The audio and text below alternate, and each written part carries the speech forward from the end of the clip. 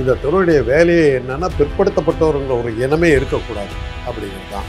ஒவ்வொரு ஜாதியிலையும் எவ்வளோ பேர் இருக்கிறீங்க, அவங்க என்னென்ன பதவிகளில் இருக்கீங்கிறத கணக்கெடுங்கிறதான் நம்ம சொல்கிறோம். 3% இருந்துக்கிட்டு நீ 300% ஐஏஎஸ் அதிகாரியை உட்காந்துருக்க எப்படி முடியும்? அந்த திமிர்தான் தானே இவ்வளோ நீ பேசிக்கிட்டு இருக்கிற. உன்னை வச்சுக்கிட்டு தானே மோடி இந்த ஆட்டம் ஆடிக்கிட்டு இருக்காரு. மோடி ஆள் இல்லை, பிற்படுத்தப்பட்டவர் ஓபிசி. அவரை பயன்படுத்திட்டு நீ தான் ஆட்டம் போட்டுக்கிட்டு இருக்க. அது காரணம் என்ன? தன்னுடைய அறிவை பயன்படுத்தாமல் மோடி மாதிரி ஆசாமிகள் உன் கையில் சிக்கியிருக்கிறார். எங்கள் ஆளுங்க உனக்கு ஓட்டு போடுறாங்க. மோடிங்கிற ஒரு ஓபிசி உன் கையில் சிக்கிக்கிட்டு இருக்கிறதுனால தானே நீ இந்த தைரியத்தில் பேசிக்கிட்டு இருக்க. மோடிக்கு அறிவே வராதுன்னு நினச்சிக்கிட்டு இருக்கியா? வந்து என்ன ஆகும்? நம்ம கொலகாரங்கிற பேர் நமக்கு இருக்குது, அதை நம்ம விட்டுறக்கூடாது. இப்போ நவீன ஆயுதங்கள் வந்த பிறகு இதை எடுத்துக்கணும். நாங்கள் ரெடி, கோட்டாவை எடுத்துரு, கொலகாரனாக வர்றோம். அப்புறம் நீ என்ன வரேன்னு பாரு கஸ்தூரி. பிக் தமிழ் பார்வையாளருக்கு வணக்கம். நான் உங்கள் ஜெயபிரகாஷ் கருணாகரன். இன்றைய சிறப்பு நேர்காணலில் நம்மோடு இணைந்திருப்பவர் மருத்துவர் காந்தராஜ் அவர்கள். வணக்கம் சார். சார், நடிகை கஸ்தூரி அவங்க ஒரு பேட்டி ஒன்று கொடுத்துருக்காங்க. அதில் குறிப்பாக இடஒதுக்கீடு சம்மந்தமாக பேசுகிறாங்க. கொலகார ஜாதி, கோட்டா ஜாதி அப்படின்ற வார்த்தையை பயன்படுத்துகிறாங்க. கோட்டாவில் இருக்கிறவங்களாம் கொலகார ஜாதி அப்படின்றாங்க. அதுலேயும் அவங்க புதுவிதமான ஒரு சாதி ஒழிப்பு அல்லது சாதிய ஒழிப்பு விஷயங்களை பேசுகிறாங்க. எஸ்சி எஸ்டி கொடுக்குற ரிசர்வேஷன் நான் ஓகே சொல்லிடுவேன், ஆனால் ஓபிசிக்கு ரிசர்வேஷன் கொடுக்கூடாது, ஆனால் இடபிள்யூஎஸ் ஆதரிக்கிறாங்க. இதை நீங்கள் எப்படி பார்க்குறீங்க? இடபிள்யூஎஸ்னா எக்கனாமிக்கல் வீக்கர் செக்ஷன், உயர் சாதியிலே இருக்கிற ஏழைகளுக்கு அந்த 10% இடஒதுக்கீடு. இடஒதுக்கீடுங்கிறதே வந்து ஒரு காலத்துக்கு பிறகு இருக்கக்கூடாது. இப்போ எங்கள் அண்ணன் ராஜாராம் வந்து பிற்பட்டோர் நலத்துறை அப்படின்னு சொல்லி உருவாக்கி அதுக்கு அவர் தான் அமைச்சராக போட்டாங்க. அந்த துறையை உருவாக்குறதே கலைஞர் தான். அப்போ எங்கள் அண்ணன் அந்த பதவியை ஏற்றுக்கிட்ட போது அவர் என்ன பேசினார்னா, இந்த துறை என்பது நீடித்து இருக்கக்கூடிய துறை அல்ல. ஒரு குறிப்பிட்ட காலத்துக்கு பிறகு பிற்படுத்தப்பட்டவர்ன்றதுங்களே இருக்கக்கூடாது. அப்படி ஒரு துறையே தேவைப்படக்கூடாது. அதுக்கு தான் இந்த துறையை நம்ம ஆரம்பிச்சிருக்கோம். இந்த துறையுடைய வேலையே என்னென்னா பிற்படுத்தப்பட்டவர்ன்ற ஒரு இனமே இருக்கக்கூடாது அப்படிங்கிறது தான். அதுதான் அவருடைய பேசுனது. இல்லாதார் இல்லை என்னும் உலகம் வர வேண்டும் அப்படின்னு ஒரு பாட்டெல்லாம் இருக்குது. இல்லாதார் அந்த பாட்டு மறந்து போச்சு. அந்த மாதிரி இப்போ அவங்க கஸ்தூரி சொல்கிறது கொள்கை அளவில் நான் ஏற்றுக்கிறேன். பிற்படுத்தப்பட்டவர்ன்ற ஒருத்தர் இருக்கக்கூடாது. இப்போ அது எது எப்படி சொல்லுவாங்க, அதை எப்படி கொண்டு வரணுன்னாக்கா, நீங்கள் முதல்ல வந்து நான் வந்து பெரிய கோடீஸ்வரன், பெரும்பணக்காரன், ஆனால் நான் பட்டியல் நிறுத்த சேர்ந்தவன். கோயில் கருவறைக்குள்ளார போக முடியுமா? Economically I am a very well-to-do person, but socially ஏன்னா உள்ள விட மாட்டேன். அதுக்கு உதாரணம் எடுத்துக்க, என்ன விடுங்க. முர்மு என்ன பதவி? குடியரசுத் தலைவர் பதவி, இந்தியாவுடைய மிக உயர்ந்த பதவி. மோடி அவர் கீழே இருக்கிறாங்க, உக்காந்துருக்காரு. ஒரு அடிப்படை நாகரிகம், ஒரு பெண்களை உட்கார வச்சு ஆண்கள் நிற்கிறது தான் அடிப்படை நாகரிகம். அந்த அடிப்படை நாகரிகம் கூட இல்லாத அத்வானிக்கு பாரத ரத்னா பட்டத்தை அந்த அம்மா வழங்குது. இந்த ஆள் உட்காந்துக்கிட்டு இருக்காரு, அந்த அம்மா குடியரசுத் தலைவர் நின்றுக்கிட்டு இருக்காங்க, இவங்க 2 பேரும் உட்காந்துக்கிட்டு இருக்காங்க. இதை விட ஒரு அநாகரிகமான, கேவலமான, காட்டு மிராண்டித்தனமான ஒரு புகைப்படத்தை உலகத்தில் எங்கே பார்க்க முடியாது. அந்த இதை ஆதரித்து கஸ்தூரி பேசுகிறாங்க. இதுதான் நம்ம சொல்கிறோம். இது பிற்படுத்தப்பட்டவர்னு இருக்கக்கூடாது. இந்த பொண்ணு பிராமின் நினைக்கிறேன். அப்போ நீ முற்படுத்தப்பட்டவர்னு இருக்கக்கூடாது, நீ பூணுலாம் அர்த்தம். அதாங்க, அதுக்கு தானே எக்கனாமிக்கல் வீக்கர் செக்ஷன் ஆதரிக்கிறாங்க. ஓபிசி கொடுக்குற அந்த 27% மட்டும் வேணான்றாங்க. ஏற்றுக்கொள்ளுகிறேன். ஓபிசியில் பணக்காரனாக இருக்கணும் கொடுக்காத. நான் ஓபிசி தான். நான் எந்த ஸ்காலர்ஷிப்பும், எனக்கு எல்லாமே இருக்குது. எங்கள் அப்பா வந்து வேர்ல்டு வாரில் இருந்தவர், இராணுவ வீரருடைய மகங்கிற முறையில் எனக்கு எல்லாமே எக்ஸ் சர்வீஸ்மென் கோட்டாவில் எனக்கு எல்லாமே ஃப்ரீ. நாங்கள் வாங்கலை. எனக்கு கல்லூரி கட்டணம் அத்தனையுமே ஃப்ரீ. ஹாஸ்டல் மருத்துவ தான் நான் கட்டினேன். ஆனால் நான் வாங்கிக்கல, கேட்கல. எங்கள் குடும்பம் யாருமே வாங்கிக்கல. ஏன்னா நாங்கள் எக்கனாமிக்கலி இதாக இருந்தோம். நாங்கள் கேட்கல. உங்கள் மாதிரி இல்லை. இப்போ கஸ்தூரி இருக்காங்களா, உங்கள் குரூப் மாதிரி இல்லை. அதையும் வாங்கிக்கிட்டு இதையும் பிடிக்கிட்டு நாங்களே எல்லாம் திங்கணுங்கிற பேராசை எங்களுக்கு கிடையாது. எங்களுக்கு தேவைன்னா தான் வாங்குவோம். அந்த வகையில் நாங்கள் நாகரிகமானவர்கள், கண்ணியமானவர்கள், உங்களோட விட மேம்பட்டவர்கள். நீங்களாக தான் வந்து எங்களை ஓபிசின்னு சொன்னீங்க. எந்த அடிப்படையில் என்ன ஓபிசின்னு சொன்ன? நீ யார் உனக்கு அந்த அதிகாரத்தை கொடுத்தது? நான் எந்த மதத்தை சேர்ந்தவன், என்னை ஓபிசின்னு சொல்கிறதுக்கு நீ யார்? இல்லை, அரசியல் அமைப்பு தானே சொல்லுது. அதை அரசியல் அமைப்பு சொல்லுது. எல்லாத்தையும் இந்துன்னு எப்படி சொன்ன நீ? அந்த அந்த வகையில் பார்க்கும்போது எக்கனாமிக்கலி வீக்கர் செக்ஷனுக்கு நீ கூடு. அப்போ நீ இந்த அடிப்படையில் வரும்போது உன் ஆம்பளை எல்லாம் முதல்ல வந்து பூணூல் அறுத்து எடுக்குது. பூணூல் எதுக்கு போடுறாங்க தெரியுமில்ல? தனி ஐடென்டிஃபை. ஓபிசியை விட நாங்கள் உயர்ந்தவர்கள், பூணூல் அனுபவர்கள், முப்புரி நூல் அனுபவர்கள். கடவுள் படத்துலாம் ஏன் இது போடுறான்? பூணூல் ஏன் போடுறான்? உயர்ந்த ஜாதி. சிவனுக்கு போட மாட்டாங்க, முருகனுக்கு போட மாட்டாங்க. ஏன்னா அது வேதத்தில் சொல்லப்படாத கடவுள். இவனுங்கெல்லாம் போட்டுக்கோங்க. முதல்ல பூணூல் அறுத்தெறி, கர்ப்பகிரகத்தை திறந்து விடு, சமூக நீதியை கொடு. இப்போது நீங்கள் பேசும்போது கூட சொன்னீங்க நான் வாங்கலை அப்படின்னு. இப்போது அது தேவைப்படுறவங்க, ரிசர்வேஷனை தேவைப்படுறாங்க, அதை பயன்படுத்தலை, என்ன சார் தப்பு? இது ஏன் படிக்க வராமல் இருக்கிறான்னா, எதுக்காக சத்துணவு போட்டாங்க? ஜஸ்டிஸ் பார்ட்டி எதுக்காக பள்ளிக்கூடத்துக்கு வரவங்களுக்கு சத்துணவு போட்டுச்சு 1920? பின்னாடி காமராஜ் வந்து அது இது பண்ணாருங்க, வேறு விஷயம். ஆனால் முதல்ல ஜஸ்டிஸ் பார்ட்டி 1920 மதிய உணவு போட்டாங்க பள்ளிக்கூடத்துக்கு வர்றவனுக்கு. ஏன்னா படிக்க வரமாட்டேன். ஓகே. இன்றைக்கி நான் இன்றைக்கி உட்காந்து டாக்டராக இருக்கிறேன்னா, நீ அன்றைக்கி 1920 எங்கள் குடும்பத்துக்கெல்லாம் சத்துணவு போட்டதுனால தான் எங்கள் குடும்பம் படிக்க வந்து. இல்லாட்டி நாங்களாம் மாடு மேய்ச்சிக்கிட்டு இருக்கோம், ஆடு மேய்ச்சிக்கிட்டோம், மாடு மேய்ச்சிக்கிட்டு இருக்கோம், கோமணம் கட்டிட்டு சுற்றிக்கிட்டு இருந்திருக்கோம். எந்த இது இருந்திருக்கேன், எங்களுடைய படிப்புக்கு எதுவுமே எந்த மரியாதை இருந்திருக்காது.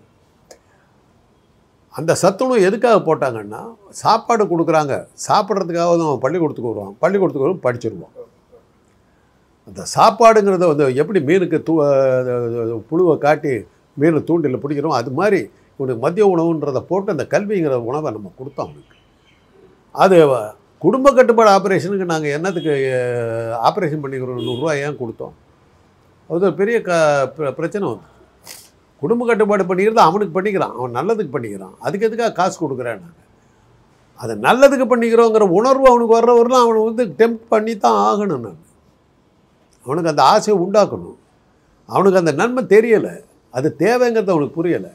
இன்னும் சுலபமாக சொல்லணுன்னா, அந்த காலத்தில் கசப்பு மருந்துகளை இது பண்ணும்போது தேனில் குழச்சி கொடுப்பாங்க. அந்த தேனை நக்கி சாப்பிடுவோம், அந்த மருந்து உள்ளே போய்டும். அந்த மருந்து உள்ளே போய் உடம்பு நல்லதாக இருக்கும். அது மாதிரி தான் அந்த தேன் மருந்தாகிடுது. இது இவன் இல்லாட்டி அவன் படிக்க மாட்டான். இவங்க நினச்சிக்கிட்டு இருக்கிறாங்க நம்ம மாளிகையில் வாழ்ந்துக்கிட்டு இருக்கிறோம், எதுக்கு அப்படி கிடக்கிற குடிசை என்னத்துக்கு மாளிகைக்கு வரணும், அவன் அப்படியே இருக்கட்டும்னு நினைக்கிறாங்க. குடிசையில் இருக்கவன் அசுத்தமாக வாழ்ந்துக்கிட்டு இருந்தான்னா அவன் வீட்டில் கொசுவெல்லாம் உண்டாகும், ஈ உண்டாகும், புழுக்கள் உண்டாகும். உன் வீட்டுக்கும் மாளிகையில் இருக்கிற உன் வீட்டுக்குள்ளாரையும் சாவை. பொருளாதார சமத்துவமும் சமூக இதுவும் இல்லைன்னா நீர் அப்படியே பணக்காரனாக இருக்கிறதுனால தப்பிச்சுக்கிட்டு போயிட முடியாது. கொரோனா ஆள் பார்த்தா வந்து படுத்தவங்களாம் யார்? பெரும் பணக்காரன் தான் படுத்தான். பிளாட்ஃபார்மில் இருந்தவங்கள ஜாலியாக தான் சுற்றிக்கிட்டு இருந்தான். தெரிஞ்சுக்கணும், ஒழுங்கு மரியாதையாக இருக்கிறதா தான் இருக்குது. இதெல்லாம் இந்த நீ சொல்கிற சமூக நீதி நான் ஏற்றுக்க. சமூக நீதியை நீ கொடு. இளையராஜாவுக்கு என்னென்னமோ கொடுத்த, ராமர் கோயில் தரப்புல கூப்பிடலையே. அவரும் என்னென்னமோ வேஷமெல்லாம் போட்டார். பெரிய சனாதனவாதியாக கடவுள் அறியா அப்படின்லாம் பெருசெல்லாம் பேசினார். நீ தான் பாப்போ ஓரமாக இருக்குதெல்லாம் அதெல்லாம் உனக்காக கொடுத்த ஓரமாக போய் நின்று அப்படின்ட்டார். குடியரசுத் தலைவர் பதவி ராம்நாத் கோவில் ஒரு கோவில் அர்ச்சகர் உள்ளே வராத போவழி அப்படின்ட்டான். போயாச்சு. முர்மு உட்காரத்துக்கு சீட்டு கொடுக்கல. இதெல்லாம் கஸ்தூரி பார்க்கணும், சொல்லணும். எக்கனாமிக்கலி ஹையர் செக்ஷன், இந்தியாவுடைய உயர் பதவி, சீட்டு கொடுக்கல, அவ்வளோதான். இந்த பொண்ணுங்களாம் சொல்லணுங்கிற அவசியம் இல்லை. ஏன் இதுக்கு சொல்கிறேன்னா, ஒரு காலத்தில் இந்த பொண்ணு வந்து சினிமா உலகத்தில் இருந்ததில் கொஞ்சம் ஜெண்டர் நாலேஜ் உள்ள பொண்ணுன்னு அப்படி கேள்விப்பட்டிருக்கேன் அந்த பொண்ணை பற்றி. அது என்ன படம் நடிச்சது என்னங்கிறதெல்லாம் தெரியாது. படத்தில் நடிச்சுதான்னு தெரியாது, நடிகன்றாங்க, அது எதில் நடிச்சதுன்னு தெரியாது. பார்த்து ஞாபகம். ஒரு ஜெண்டர் நாலேஜில் நான் ஒரு டிவி ப்ரோக்ராமில் நான் பார்த்துருக்கேன். பார்த்தபோது அற்புதமாக கேள்விகளுக்கு பதிலாக சொல்கிறது இன்னும் எனக்கு பசுமையாக ஞாபகம் இருக்குது. அந்த அளவுக்கு அதனுடைய நாலேஜ் பெருசு. அந்த நாலேஜ், சோஷியல் நாலேஜ் இல்லை. இதை கொஞ்சம் பயன்படுது. ஜெண்டர் நாலேஜ் இருக்குது, சோஷியல் நாலேஜ் இல்லை. படித்தவரெல்லாம் அறிவாளி, புத்தி உள்ள மனிதரெல்லாம் புத்தி உள்ள இது சந்திரபாபு பாட்டு. ஆமாம் ஆமாம். இப்போ அறிவாளிங்கிறது வேறு, பக்திசாலிங்கிறது வேறு, படிப்பாளிங்கிறது வேறு, அறிவாளிங்கிறது வேறு. இப்போது இளையராஜா என்ன படித்தார்? அவருடைய கல்வி தகுதி என்ன, அவர் போட்டுக்கிற மியூசிக்கு எங்கே போச்சு? உயர்ந்த குடியில் பிறந்த அரியக்குடி ராமானுஜயரை எத்தனை பேர்த்துக்கு தெரியும்? கர்நாடக சங்கீத மேதைனாங்க. உங்கள் குடும்பத்துக்குள்ளார அது தெரியும். அவர் என்ன பாட்டு பாடுறாருன்னு எவனுக்கு தெரியும்? ஆனால் இளையராஜா தெரியும். இளையராஜா உலகபுரத்துக்கு தெரியும். ஏஆர் ரஹ்மானுடைய படிப்பு என்ன? ஆஸ்கார் அவார்டு வாங்கிட்டு வந்தார். நீ பெரிய ஐஏஎஸ் அப்புறம் பெரிய படிப்பெல்லாம் படிச்சிருக்கிறீங்க. இன்னும் சார் தமிழ் சினிமா உலகில் மிகப்பெரிய படிப்பாளியாக வந்தவர் எனக்கு தெரிஞ்சு எங்கள் காலத்தில் வி கோபாலகிருஷ்ணன். அப்பா அம்மா இதெல்லாம் நடிப்பார். எம்ஏ படிச்சுட்டு வந்தவர். அடிக்கடி எங்கள் வீட்டுக்கு வருவார். எங்கள் அண்ணன் ரொம்ப க்ளோஸு. எங்கள் அப்பா சொல்லுவார், எம்ஏ படிச்சுட்டு கோபால் எப்படி இப்படி இருக்கிற அப்படின்னு. இதில் ஆசை வந்துருச்சு அப்படின்னு. அவ்வளோ பெரிய படிப்பாளி. எம்ஜிஆருக்கு செகண்டு நடிகராக தான் இருக்குது. அந்த படிப்பை வச்சுக்கிட்டு உன்னால் வந்துட முடியாது. திறமை தான். திறமை வேறு. எம்ஜிஆருடைய படிப்பு என்ன, படிப்பு என்ன? அறிவுக்கும் படிப்புக்கும் சம்மந்தம் கிடையாது. திறமைசாலிகள் எவ்வளோ பேர் இருக்காங்க. இப்போ மகாபலிபுரத்தில் சிற்பங்கள் செதுக்கி வச்சுருக்கிறானே, தஞ்சாவூர் கோயிலை கட்டியிருக்கிறானே, இன்றைக்கும் நாங்கள் உட்காந்துட்டு ஆராய்ச்சி பண்ணிக்கிட்டு இருக்கோம். 2 ஆராய்ச்சிகள் நடத்திட்டோம். எதுவுமே படிஞ்சு வரமாட்டேங்குது. சுண்ணாம்பு சிமெண்ட்டு எதுவுமே கலக்காமல் ஒன்று மேலே ஒன்று அடுக்கி வச்சு அப்படியே ஒரு 230 அடி உயரத்துக்கு ஒரு கோபுரத்தை எப்படியா கட்டினான்னு புரியல. ஒவ்வொரு கல்லாம் எடுத்துடலாம் வெளியில். இப்போவும் நீங்கள் வந்து டிஸ்மேட்டில் பண்ணணுன்னா அந்த மேலே இருக்கிற 300 டன்னுக்கு கல்லை எடுத்து கீழே வச்சுட்டு ஒவ்வொரு கல்லாக எடுத்துடலாம். சிமெண்ட்டே பூசி ஒட்டலை, அப்படியே எடுத்து வச்சு அடுக்கி வச்சிடலாம். எப்படி கட்டினா? கிரேனு எதுவுமே இல்லாத இடத்துல, ஒரு 100 கிலோமீட்டர் தூரத்துக்கு பாறைகளே இல்லாத இடத்துல கடினமான பாறைகளை வச்சுட்டு 230 அடி உயரத்துக்கு எப்படா ஒரு கோபுரத்தை கட்டினாங்கிறது இன்றைக்கி வரலும் யாருக்கு தெரியல. அதை கட்டினவன் நான் பிராமின், ஓபிசி. நீ இல்லை, அதில் பூஜை பண்ணவன் நீ. கட்டி முடிச்ச பிறகு பூஜைக்கு வந்தவன் நீ, புழைக்கிறதுக்கு வந்தவன் நீ. ஜென்ரல் நாலேஜில் பயங்கரமாக இருக்கிற ஒரு கஸ்தூரி அவர்களுக்கு சமூகம் சார்ந்த ஒரு அறிவு இல்லையோ அப்படின்றதா இந்த கருத்தின் வாயிலாக புரிய வருது. இது கஸ்தூரியோட முடியல சார். இப்போ ஒரு காலகட்டத்தில் கமலஹாசன் என்ன சொல்கிறாருன்னா, சாதி சர்டிஃபிகேட்டை ஒழிச்சு வச்சிங்கன்னா போதும், இங்கே சாதி ஒழிஞ்சிரும், அதை ஒழிச்சிருங்கன்னாரு. அப்புறம் இன்றைக்கி ஒரு சமீபத்தில் ஒரு கல்லூரியில் ஒரு டிபேட் நடக்குது. அதில் மாணவர்கள் என்ன சொல்கிறாங்கன்னா, எஸ்சி எஸ்டி தான் ரிசர்வேஷனில் வந்துடுறாங்க, ஓபிசிக்கெலாம் ரிசர்வேஷன் இல்லை, எம்பிசிக்கோ பிசிக்கோ ரிசர்வேஷன் இல்லை. தொடர்ந்து இந்த இடஒதுக்கீடு கோட்டா அப்படின்னாலே அது ஒரு தாழ்த்தப்பட்ட சமுதாயத்தின் தலித் சமுதாயத்துக்கு மட்டும்தான் அது போய் சேர்றதாக ஒரு பிம்பம் இருக்குல்ல. படித்தவர்கள் மெத்த படித்தவர்களும் இதை மாதிரி பேசுறது இருக்குல்ல, இதை நீங்கள் எப்படி பார்க்குறீங்க? நீங்கள் சமூக அங்கீகாரம் கொடுங்க. அன்னைக்கு கூட ஒரு பாஜக தலைவர் வந்து அவங்க வீட்டில் போய் சாப்பிட்டேன் நானுன்னாங்க. ஆமாம், அது செய்தி அப்படிதான் போட்டு செய்தி, தலித் வீட்டில் உணவருந்தினார் அப்படின்னு போட்டாங்க. பெரிய விஷயம் இல்லை. வீட்டில் தலித்துக்கு சோறு போடு. வீட்டில் டைனிங் டேபிளில் உட்கார வச்சு தலித்துகளுக்கு சோறு போட மாட்டாங்களா சார்? உள்ளே விட மாட்டாங்கங்க. இவங்க போய் உட்காந்து போஸ்ட் கொடுத்துருவாங்க. அது கூட பார்சல் வாங்கிட்டு நீங்கள் பார்த்தீங்கன்னா பிராமண பெண்கள் வந்து பட்டியலத்தை சேர்ந்தவங்க வீட்டில் வந்து கல்யாணம் பண்ணிக்குவாங்க. மருமகளாக வீட்டுக்குள்ளார் பூந்து இவ ஆட்சியில் வந்துடுவா. மருமகளாக வந்து ஐயர் வீட்டில் வரமாட்டாங்க. பையனுக்கு பட்டியலத்தை சேர்ந்த பெண்ணை கட்ட மாட்டாங்க. அவன் வீட்டுக்குள்ளார் வரக்கூடாது. இதை நிறுத்து. கமலஹாசன் டைலாக் தான். அதை நிறுத்த சொல்லு, நான் நிறுத்துறேன். இந்த சமூக அங்கீகாரம் கொடுக்கணும். சமூக அங்கீகாரம் கொடுத்தீங்கன்னா பேசலாம். காசு இருக்கிறதுனால எல்லாத்தையும் எல்லா இடத்துலையும் விட மாட்டாங்க. ஸ்ரீரங்கம் கோயிலில் பட்டியலினத்தை சேர்ந்தவனை வந்து பட்டரா போடு, பிரதம இவராக போடு. இவ்வளோ என்னங்க மோடி வந்து ராமர் கோயில் இது பண்ணும்போது தூரமாக நிற்க வச்சு தான் அங்கே பூஜை பண்ண வச்சாங்க. பரிதாபத்துக்குரிய மோடி. அவ்வளோ மோடியாகவே இருந்தாலும் அதுதான் ஆறாக இருந்தார். அதை கொடுக்க சொல்லுங்கள். இதெல்லாம் அந்த பொண்ணுக்கு சொல்லணும். கொஞ்சம் படித்த பொண்ணுங்கிறதுனால இவ்வளோ சொல்லிட்டு இருக்கேன். இல்லாட்டி போனால் இதெல்லாம் தேவையில்லாத விஷயங்கள் விட்டுருவாங்க. வேறு யாராக இருந்தால் இதை சொல்லியிருக்க மாட்டீங்க. இந்த பொண்ணு கொஞ்சம் படித்த பொண்ணு இல்லை, சினிமாக்காரனுக்கு பேசுறதுக்கெல்லாம் பதில் சொல்லியிருக்கேன். இல்லை, நான் சினிமாக்காரன்றதெல்லாம் கேட்கல, பொது புத்தியில் இப்படி தானே இருக்குது. இன்ன வரைக்கும் இடஒதுக்கீடுனால அப்படி தானே பார்க்க. எதனால இந்த மரியாதை வந்தது? நடிகைன்றதால வேற என்ன? கவர்ச்சி நடிகைங்கிறதுனால தான் வேறு என்ன அந்த பொண்ணு எந்த அப்போ பெரிய நடிப்பில் நடித்து அப்படியே உலகத்தையே பேரட்டி போட்டுச்சா? எந்த படத்தில் நடிச்சோன்னு கூட எனக்கு பேரே தெரியல. அவ்வளோதான் அதனுடைய தகுதி. நடிகைங்கிறதுனால தானே நீங்கள் கூப்பிட்றீங்க. இதே வேறு ஒரு பொண்ணாக இருந்தாக்கா ஒரு கோகிலாவாணின்னு எவ்வளோ ஒரு பேசியிருந்தா போட்டுருப்பீங்களா நீங்கள்? ஏன் அந்த நடிகர்னாக்கா இப்படி வந்து நீங்கள் கேட்குறீங்கிறத எனக்கு புரியல. இல்லை சார், நடிகர் பேசினா அது இம்பாக்ட் ஆகும்ல சார்? அது ஏன் இம்பாக்ட் வருது? நீங்கள் கொடுக்குற விளம்பரம் தான். இல்லாட்டி போனால் இந்த கஸ்தூரி பேசுறது எவனுக்கு தெரியும்? இல்லை சார், நான் சாமானிய மக்கள் அதை பார்க்கும்போது இதுதான் சரி நம்பிடக்கூடாதுல்ல. தொடச்சி போட்டு போயிடுவாங்க.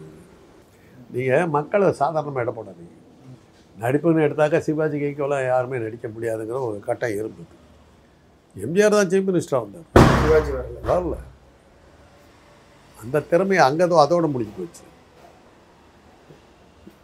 திரையுலகில் தான் சிவாஜி நடித்தார். மக்கள் மத்தியில் எம்ஜிஆர் நடிப்பு தான் ஈடுபட்டுச்சு. அதே மாதிரி தான் சொல்லுவார், நாங்கள் சினிமாவில் தான்டா நடித்தோம், அவன் தான் மக்கள் மத்தியில் நடித்தவங்க, அவருக்கு தான் அவன் கிடைச்சான். இன்றைக்கும் இருக்குது. சரிங்க சார், அந்த நேர்காணலில் இன்னொரு வார்த்தையை சொல்கிறாங்க, கோட்டா ஜாதி தான் இங்கே கொலகார ஜாதியாக இருக்குது அப்படின்றாங்க.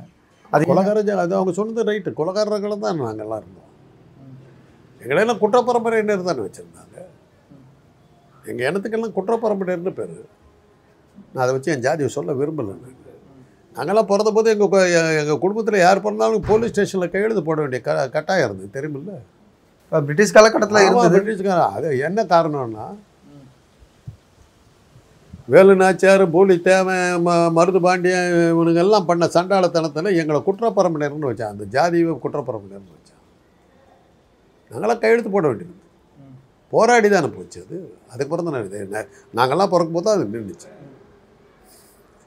முதல் உலக போரில் எங்கள் ஜாதிக்காரர்கள் நிறைய பேர் வந்து பிரிட்டிஷ் இராணுவத்தில் சேர்ந்து இப்போ இது பண்ணதில் கிடைச்சதுனால தானே இந்த அங்கீகாரங்களை கொடுத்தாங்க. இல்லாட்டிப்போனால் எங்களையெல்லாம் குற்றப்பரம்பரைன்னு தானே வச்சுருந்தாங்க. அதனால் அந்த இழிவெல்லாம் எப்படி நீக்கிறது சார்? இது அன்னைக்கு சார், அதே மனநிலையோட ஒருத்தர் இருக்காங்கல்ல. அதுலேருந்து வெளி வந்ததுக்கு காரணம் எங்களுக்கு கோட்டா கொடுத்து இடம் கொடுத்ததுனால தான். அந்த பொண்ணு சொன்னது ரைட்டு. கொலகாரனாக இருந்தவங்க நல்லவனாக மாறினதுக்கு காரணம் எங்களுக்கு கோட்டா கொடுத்தது தான். அதை தான் நாங்கள் சொல்ல வர்றோம். கொலகாரனாக இருந்திருந்தாக்கா இன்றைக்கி உன் குடும்பம் அறுத்துருப்போம், கண்டினியூ பண்ணியிருப்போம். உன் பூணூலாக இருக்கிறதா இருந்தோம். படித்ததுனால தான் விட்டுட்டோம், நாகரிகமாக நடந்துக்கிறோம்.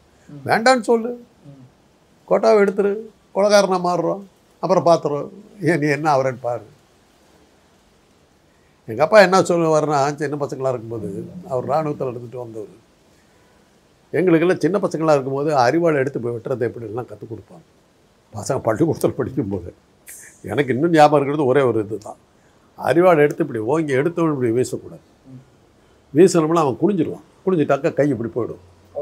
அதனால் என்ன பண்ணுன்னா, இப்படின்னும் போது அவன் கீழே குனிவான். அதுக்கப்புறம் தான்டா வெட்டணும்பாங்க. இதை எனக்கு சொல்லிக் கொடுத்த பாலப்பாடம் இன்றைக்கி ஞாபகம் இருக்குது. சிலம்பம் கட்டாயம். அப்போது எனக்கு 4 வீடு கட்டி அடிக்கிறது, 8 வீடு கட்டி அடிக்கிறது எல்லாம் கற்றுக் கொடுத்தாங்க, இருந்தது. நாங்கள் எல்லாம் கற்றுக்கிட்டோம். அப்போ தான் எங்கள் அப்பா என்ன சொன்னார், ஏன்னா இன்னும் பைத்தியக்காரனால வச்சுக்கிட்டு குச்சி எடுத்துக்கிட்டு சுற்றிக்கிட்டு இருக்கிறீங்க, துப்பாக்கி தான் வாங்கி வச்சுருக்கேன், துப்பாக்கி சூட கற்றுக்கணும். அப்புறம் தான் துப்பாக்கி எடுத்தோம். டபுள் பேரல் கன் இருந்தது எங்ககிட்ட. அதை வச்சுட்டு வேட்டைக்கு போவோம், துப்பாக்கியில் இது பண்ணுவோம். கன் வந்துருச்சுரா அப்படின்ட்டார். இன்னும் அறிவாளை எடுத்து சுற்றாதீங்க, நம்ம கொலகாரங்கிற பேர் நமக்கு இருக்குது, அதை நம்ம விட்டுறக்கூடாது. இப்போ நவீன ஆயுதங்கள் வந்த பிறகு இதை எடுத்துங்க, நாங்கள் ரெடி, கோட்டாவை எடுத்துரு, கொலகாரனாக வர்றோம், அப்புறம் நீ என்ன அவரேன்னு பாரு, கஸ்தூரி நீ என்ன அவரேன்னு பாரு. இல்லை, இது தவறான மனநிலை இல்லையா சார்? இது நீங்கள் சொன்னாலும் அது தப்பு தானே? அதாவது அந்த பெண்ணுக்கு இதுதான் பதில். அவங்களுக்கு பதிலாக சொல்கிறீங்க, இதுதான் பதில். இந்த கேள்வி இது நீ தயார்னா நான் தயார், நாங்கள் தயார். இல்லை, கோட்டாவில் இருக்கிறவங்களாம் இப்படி ஒரு மனப்பான்மையோட பார்க்குறது தப்பு இல்லையா? அந்த மனப்பான்மை உனக்கு எப்படி வந்தது? எந்த திமிரில் வந்தது உனக்கு? நீ வந்து என்றைக்குமே நீ ஒரு போர்க்காலத்தில் முன்னாடி நின்று ஒரு பாப்பான் இது போர்க்காலத்தில் முன்னாடி நின்னா நீ யாரையாவது காட்டுக்கு பார்க்கலாம். உங்களே என்னையும் தூண்டி விட்டுட்டு சண்டை போட வைப்பான், இவன் வரமாட்டான். சாணக்கியன் என்ன பண்ணான்? நந்த வம்சத்தையும் மூராயணத்துக்கும் சண்டையை மூட்டி விட்டான். மூராயணத்தை இவன் சப்போர்ட் பண்ணான். சப்போர்ட் பண்ணி மூராயணத்தை ஜெயிக்க வச்சான். ஒரிஜினல் ராஜாக்களாக இருந்த நந்த வம்சத்தை அழித்தான். ஆனால் அந்த மூரா வம்சத்தை சேர்ந்த அசோகன் என்ன பண்ணான்? சாணக்கியங்கிற சனாதனத்தை ஆசாமியை வச்சு தான் அவன் வந்தான், மன்னராக வந்தான். சனாதனத்தையே ஒழித்து பௌத்த மதத்தை கொண்டு உண்ணி சாணக்கியனுக்கு சமாதி கட்டினான். அந்த சாமர்த்தியம் எங்ககிட்ட இருக்கு. கோட்டா வேண்டாங்கிறல்ல, கோட்டா விடு, கொலைக்காரனாகவே நாங்கள் மாறுறோம். அப்புறம் யாரை வெட்டுறோங்கிறத பாரு. தேவைன்னா சொல்லு, நாங்கள் ரெடி, நாங்கள் தயார். நீ ரெடியா? ரெடியாக இரு. இதுதான் உங்களுக்கு பதிலாக? அவ்வளோதான் பதில். உன்னுடைய பாயிண்ட் கரெக்டு. கோட்டா சிஸ்டத்தில் இருந்தவர்கள் கொலைகாரர்களாக இருந்தவர்கள். கோட்டா சிஸ்டம் கொடுத்து அவர்களை நல்லவர்களாக்கினார்கள். உன் ஜாதி புத்தியை காட்டின. உன் ஜாதி புத்தியை காட்டினதுக்காக உன் ஜாதிக்கு நாங்கள் கொடுக்குற எச்சரிக்கை அது. எங்களுடைய கோட்டாவை எடு, நாங்கள் கொலைகாரர்களை மாறு, அப்புறம் உன் ஜாதி என்ன ஆகுதுன்னு பாரு. இது எச்சரிக்கை. என்ன வேணாலும் நீ பேசிட்டு போகலாம், என்ன வேணாலும் கேட்டுக்கிட்டு இருப்போன்னு நினச்சிக்கிட்டு இருக்கியா? செத்து விடவில்லையடி வீரம் அப்படியே கட்டவும் உள்ள வசனம். செத்து விடவில்லையடா தமிழனின் மானம். என்னைக்கா ஒரு சண்டைக்கு போயிருந்து, என்னைக்கா ஒரு போர்க்களத்தில் சூது பாரதியார் அழகாக சொன்னார், சூது மிக செய்வான் பார்ப்பான், பணம் வருகிறது எனில் உடலும் வேர்ப்பான். உங்கள் ஆள் தான், உங்கள் ஆள் தான். சரிங்க சார். இப்போது அவங்க இந்த ஓபிசி கோட்டாவை எதிர்க்கிறாங்க. ஆனால் அதே நேரத்தில் உயர் சாதியில் இருக்கிற ஏழைகளுக்கு, அதாவது வருடத்திற்கு 8 லட்சம் சம்பாதிக்கக்கூடிய ஏழைகளுக்கு கொடுக்குற அந்த 10% இடஒதுக்கீடு ஆதரிக்கிறாங்க. இது எப்படி சார் இது புரிஞ்சுக்கிறது? அதைத்தான் நம்ம சாதிவாரி கணக்கெடுப்புன்னு எடுன்றதுக்கு என்ன காரணம்? ஒவ்வொரு ஜாதியிலையும் எவ்வளோ பேர் இருக்கிறீங்க, அவங்க என்னென்ன பதவிகளில் இருக்கீங்கிறத கணக்கெடுங்கிறதான் நம்ம சொல்கிறோம். 3% இருந்துக்கிட்டு நீ 300% ஐஏஎஸ் அதிகாரியாக உட்காந்துருக்க எப்படி முடியுது? அந்த திமிரில் தானே இவ்வளோ நீ பேசிக்கிட்டு இருக்கிற. உன்னை வச்சுக்கிட்டு தானே மோடி இந்த ஆட்டம் ஆடிக்கிட்டு இருக்காரு. மோடி ஆள் இல்லை, பிற்படுத்தப்பட்டவர், ஓபிசி. அவரை பயன்படுத்திட்டு நீ தான் ஆட்டம் போட்டுக்கிட்டு இருக்க. அதுக்கு காரணம் என்ன? தன்னுடைய அறிவை பயன்படுத்தாமல் மோடி மாதிரி ஆசாமிகள் உன் கையில் சிக்கியிருக்கிறாங்க. எங்கள் ஆளுங்க உனக்கு ஓட்டு போடுறாங்க. அதில் தானே நீ தப்பிச்சுக்கிட்டு இன்றைக்கி இந்த பேச்சு பேசுறதுக்கு காரணமே உனக்கு கொடுக்க மோடிங்கிற ஒரு ஓபிசி உன் கையில் சிக்கிக்கிட்டு இருக்கிறதுனால தானே நீ இந்த தைரியத்தில் பேசிக்கிட்டு இருக்கிற. மோடிக்கு அறிவே வராதுன்னு நினச்சிக்கிட்டு இருக்கியா? வந்ததுன்னு என்ன ஆகும்? ஒரு வேளை மோடிக்கு அறிவு வந்ததுன்னா உன் கதி என்ன? மோடிக்கும் அமித்ஷாவுக்கும் ஒரு வேளை சுய உணர்வு வந்ததுன்னா எதுவுமே இருக்காது. இந்த மாதிரி மோடியை தேர்ந்தெடுத்த பதவி கிடைக்கிறதுக்கு மனைவி தடங்களாக இருப்பாங்கன்னா மனைவி தூக்கி எறிஞ்சவர் அவர். தாய்மொழி குஜராத்தியில் பேசுனாங்க, பதவி கிடைக்காதுங்க, குஜராத்தியை தூக்கி எறிஞ்சிட்டு இது பேசணும், ஹிந்தி பேசணும் அவர். அப்படிப்பட்ட ஒரு ஆள் அவர். பதவிக்காக எதை வேண்டுமானாலும் தியாகம் செய்யக்கூடிய ஒரு ஆள். அதனால தான் கூட ஓட்டிக்கிட்டு இருக்காரு. அவருக்கு திருப்பி நாங்கள் அந்த புத்திய எங்களுடைய பிடிக்குள்ளார கொண்டுட்டு உங்கள் கதி என்ன ஆகும்? அவ்வளோ. ஆனால் ஒரே பாயிண்ட் அவங்க சொன்னதில் நான் ஏற்றுக்கிற ஒரு பாயிண்ட், பிற்படுத்தப்பட்டவர்னு ஒருத்தர் இருக்கக்கூடாது. இல்லை, அவங்க வளர்ந்தாதான் அது இருக்கக்கூடாது இருக்கு. அதைத்தான் அதைத்தான் நான் சொல்ல வர்றேன். அதுக்காக வளர்றவர்னு இந்த இடஒதுக்கீடு இருக்கணும். அவ்வளோதான். வளர்ந்ததுக்கு பிறகு நாங்கள் வருவோம், ஒரு வீட்டுக்காக வருவோம், பூணல் இருக்கிறதான் எடுத்துருவோம். அந்த அடையாளம் இருக்கக்கூடாது. ஓகே, அதையும் அறுத்துரு இதையும் அறுத்துரு எடுக்கணும். நீ நிறுத்து முதல்ல. அவ்வளோ பூணல் அறுத்து. ரொம்ப நன்றி சார். மிக தெளிவான பார்வை முன்வைத்தீங்க. உங்கள் நேரத்துக்கும் உங்கள் கருத்துக்கும்